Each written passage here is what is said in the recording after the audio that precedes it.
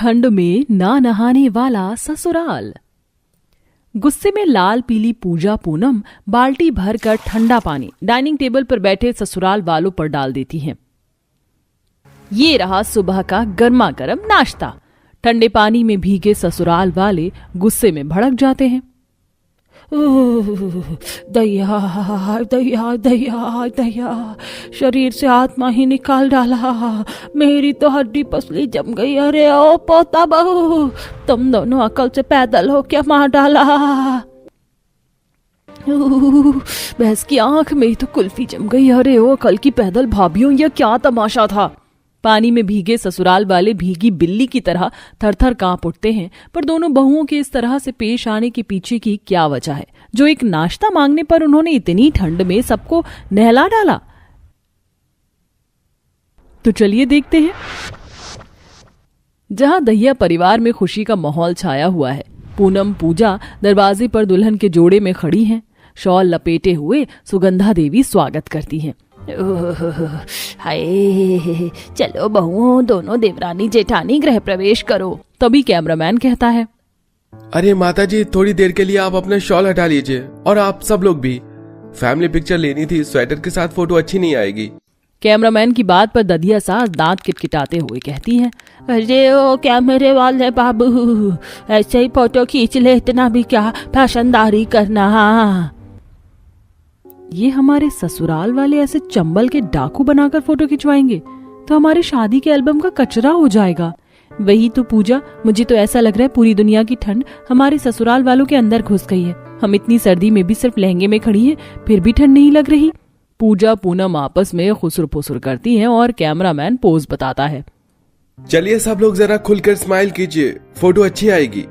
Cameraman के कहने पर कोमल रेशमा एटीट्यूड झाड़ते हुए दांत दिखाकर पोज देती हैं।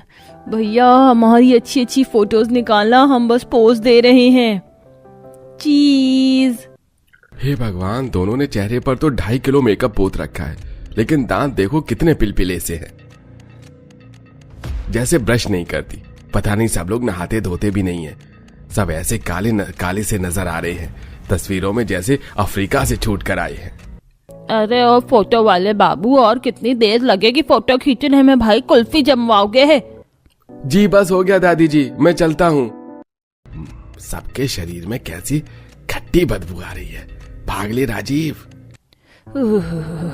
आज की ठंड ने तो बाकी दिनों के भी रिकॉर्ड तोड़ डाले हैं। मेरे तो हाथ पैर बर्फ जितने ठंडे हो रहे हैं। चलो सब लोग जाकर आराम कर लो। अखिल, पूरब, अपनी अपनी पत्नी को कमरे में ले जाओ। अखिल और पूरब दोनों को कमरे में ले आते हैं। अखिल रोमांटिक होकर पूजा के पास आता है।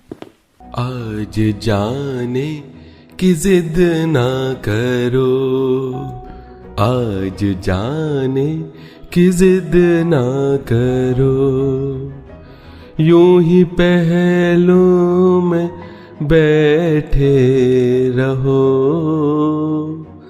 आज जाने की जिद ना करो।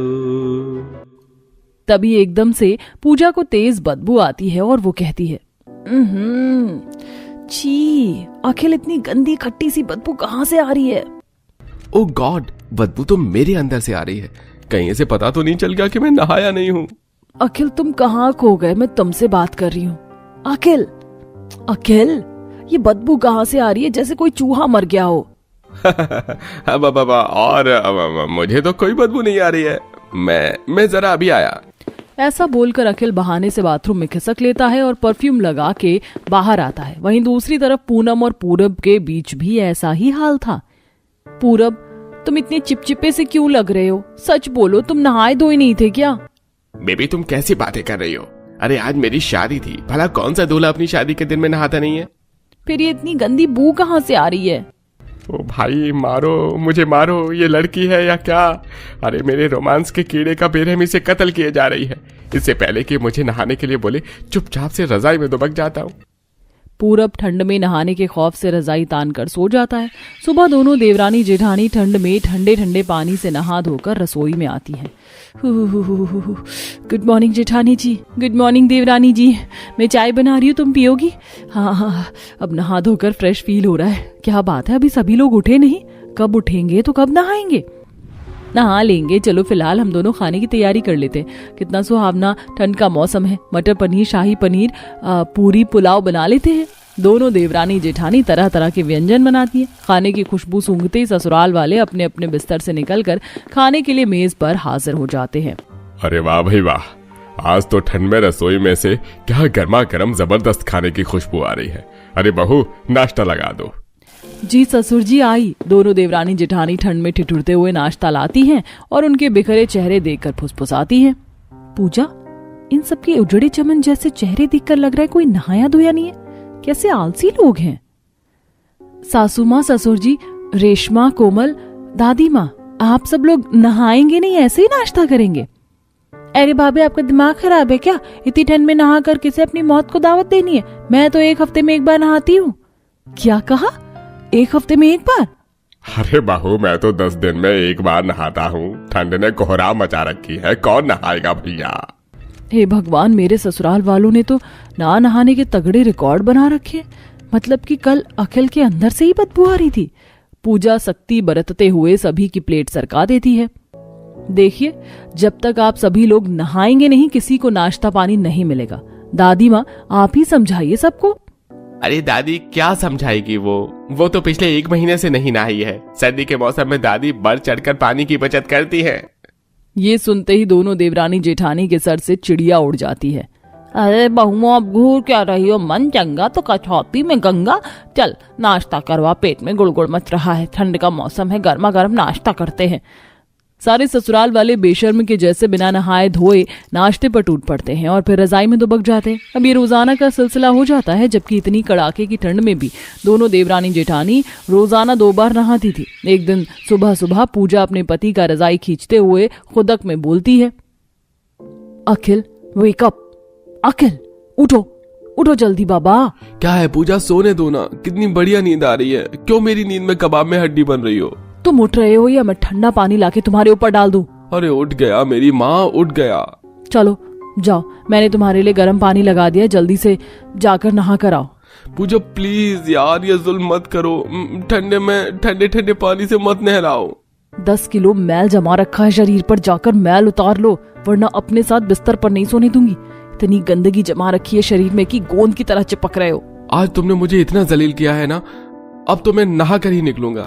अखिल रजाई से निकलकर बाथरूम में नहाने जाता है, जहां ठंडा पानी देखकर उसकी हिम्मत जवाब दे जाती है। ये भगवान, बाथरूम तो कुल्लू मनाली जितनी ठंड है।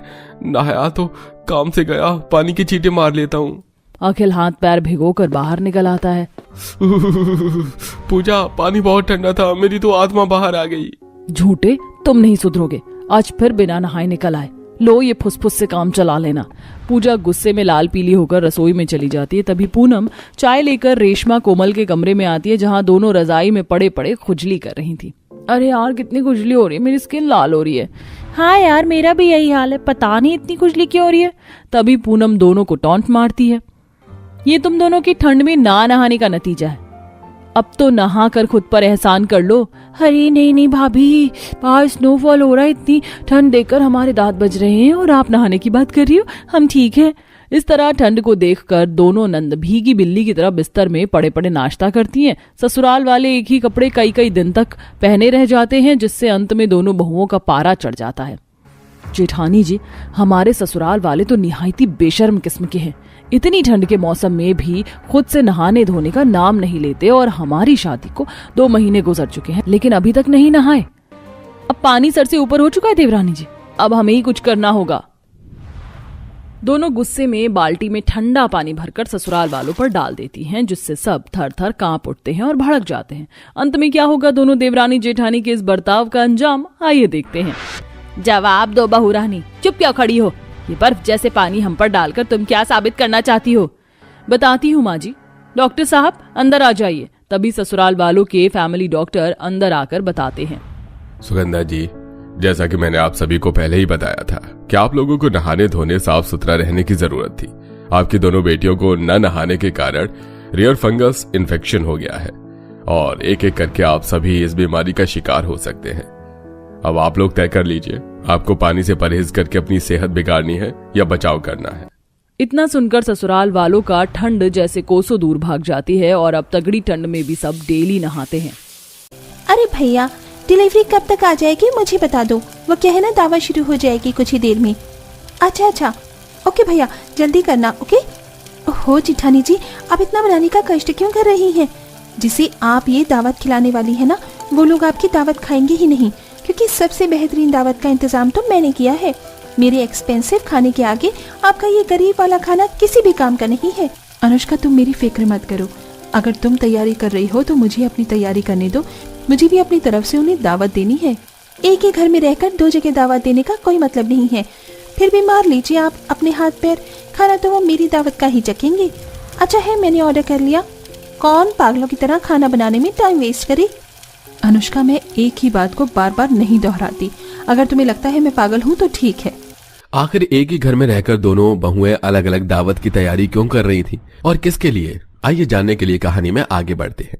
जहां बड़ी बहू सुमन संजीव से शादी कर कुछ साल पहले आई थी और अब 1 महीने पहले अमीर देवरानी अनुष्का राजेश से शादी कर रही होती है, लेकिन दोनों को एक ही कमरे में रहने में बहुत प्रॉब्लम होती है।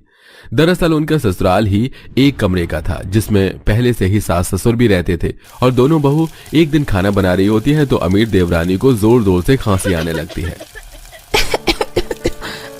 अरे जिठानी जी, मारना चाहती हो क्या? ये क्या छौंक रही हो? पूरे कमरे में धुआं धुआं कर दिया। अरे दाल में तड़का लगा रही हूँ, धुआं तो होगा ही, कमरा भी इतना छोटा है ना। तुम खिड़की खोल दो ना अपनी तरफ की। मैं क्यों खोल दूं? ताकि मिट्टी और चिड़िया कबूतर यहाँ पर आकर मेरा बिस्तर खराब कर दें। एक तो इस छोटे कमरे से बहुत दुखी हूँ, उसी में मम्मी जी, पापा जी और आप जेठ जी रहते हैं।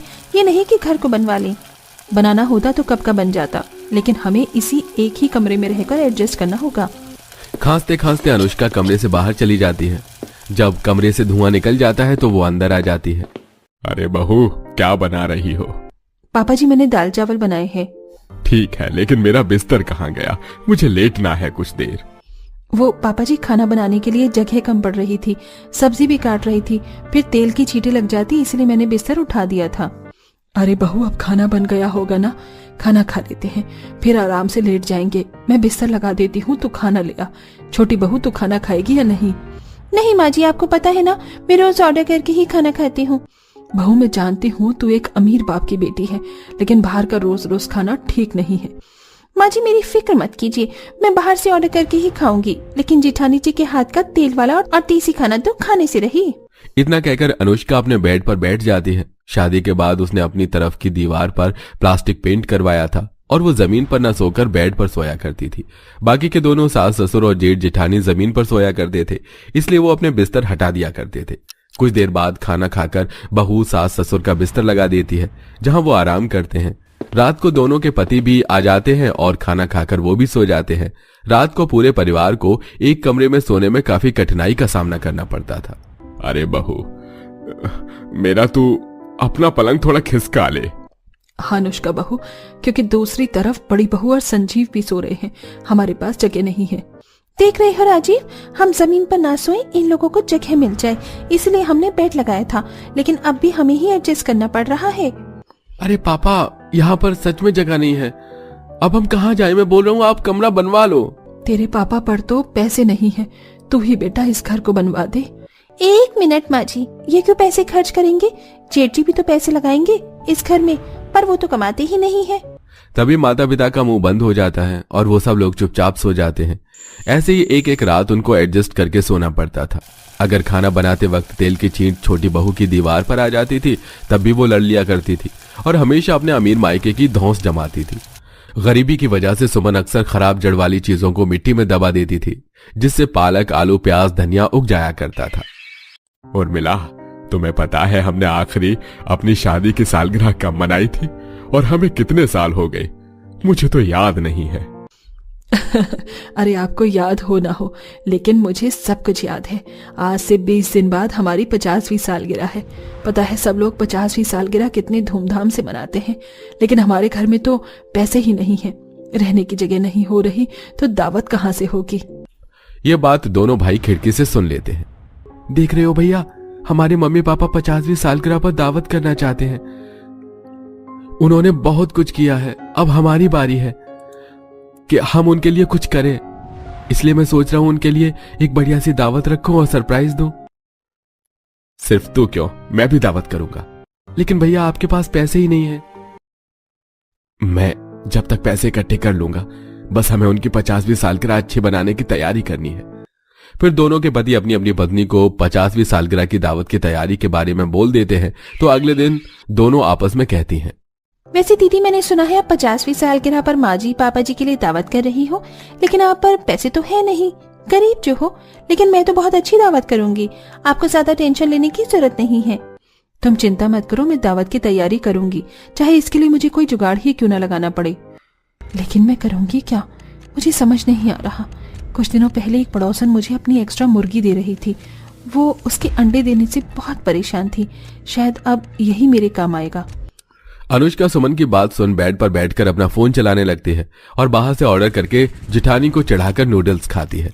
वहीं सुमन पड़ोसन सुधा से मुर्गी ले आती है। तब उसकी नजर अपनी उगाई हुई सब्जियों पर पड़ती है। अरे मैं तो इन्हें भूल ही गई थी कि मैंने ये सब्जी भी उगाई है। मम्मी जी पापा जी की सालगिरह तक ये और अच्छे से उठ जाएंगी, तो इसी से आलू मटर की सब्जी, आलू प्याज पकौड़े, पालक पनीर बना दूंगी। बाकी मुर्गी के अंडे से अंडा करी और मुर्गी से चिकन भी बना दूंगी। चलो मेरी दावत की तैयारी हो गई, बस मुझे कुछ दिनों तक बहुत मेहनत करनी है। वहीं सुमन मुर्गी को एक पिंजरे में रखती है। सुबह उठने पर देखती है कि मुर्गी 4-5 अंडे दे देती है।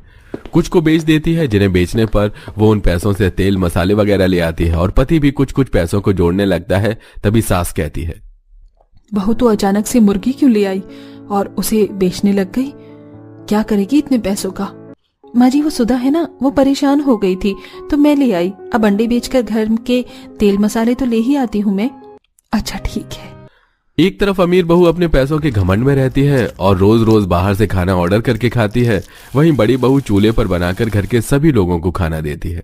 साथ ही मुर्गी पालन करती रहती है और अंडों को दुकान पर बेचकर एक दिन के 100 रुपए निकाल लेती है। और सास ससुर की 50वीं सालगिरह आती है।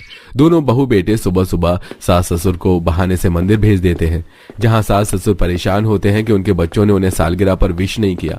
पर वहीं चारों उन्हें रात की दावत की सरप्राइज देने के लिए तैयारी करते हैं।